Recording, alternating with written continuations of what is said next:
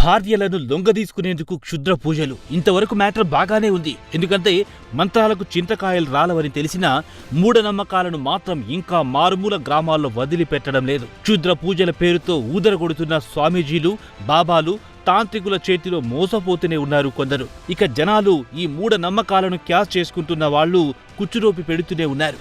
ఈ క్రమంలోనే భార్యలు చెప్పినట్టుగా వినాలి, తాము గీసిన గీతను దాటొద్దు, తమ ముందు నోరెత్తొద్దని కొందరు వ్యక్తులు ఏకంగా పులినే టార్గెట్ చేశారు. భార్యలు మాటలు వినడానికి పులితో పనేముంది అనుకుంటున్నారా?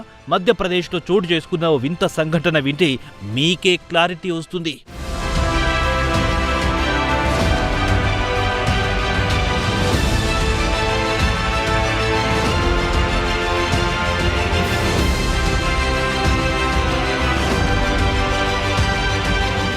మధ్యప్రదేశ్లోని పెంచ్ అనే దట్టమైన అడవిలో ఓ పులి మృతదేహం దారుణంగా పడి ఉంది. అంతేకాదు దాని గోళ్లు, చర్మం పీక్కుపోయారెవరో. ఈ విషయాన్ని గమనించిన మత్స్యకారులు పోలీసులకు సమాచారం ఇచ్చారు.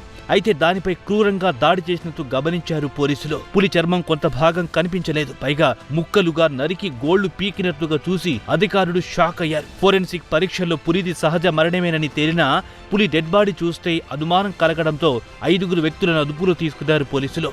వారిని పులి హత్యకు సంబంధించి తమదైన శైలిలో విచారించడంతో వారిలో 2 తాము చేసిన తప్పులను అంగీకరించారు.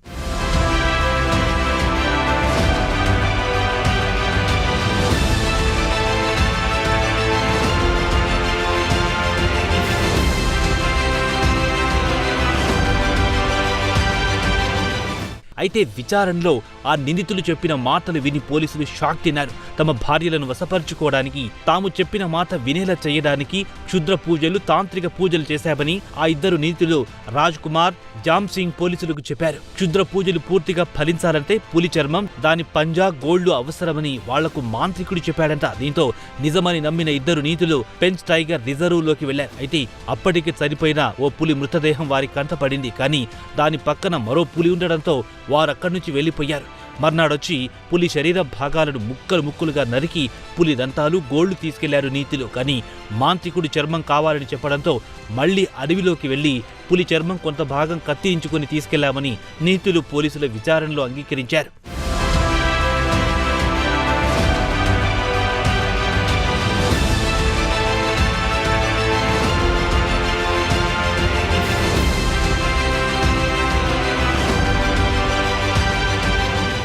గతంలో చిరుతపులి, పులులను వేటాడిన కేసులో ఈ 2 నిందితులుగా ఉన్నారు. ఈ కాలంలోనూ మంత్రాలు, మూఢనమ్మకాలు నమ్మడమేంటని అధికారులు ఆశ్చర్యపోయారు. భార్యలను లొంగదీసుకోవడానికి, తమపై నమ్మకం కలిగేలా చేయడానికి పులి చర్మం, గోళ్లు, దంతాలతో పూజలు చేయడం హాస్యాస్పదంగా ఉందని అంటున్నారు.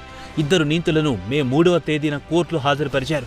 అనంతరం అటవీ శాఖ కస్టడీకి తరలించారు. ఇందులో ఇంకెవ్వరి పాత్ర ఉందని, పులిని వీళ్లు చంపకపోతే ఇంకెవ్వరు చంపారని పోలీసులు దర్యాప్తు చేస్తున్నారు. వీరిని పులి చర్మం, భాగాలతో పూజలు చేసి భార్యలను లొంగదీసుకోవచ్చని చెప్పిన మాంత్రికుడు మాత్రం పరారీలో ఉండడంతో అతడి కోసం గాలింపు చర్యలు ముమ్మరం చేశారు పోలీసులు. ఒక నిందితుడి దగ్గర నుంచి పులి గోళ్లు, కొన్ని దంతాలు, పులి చర్మంను అధికారులు స్వాధీనం చేసుకున్నారు.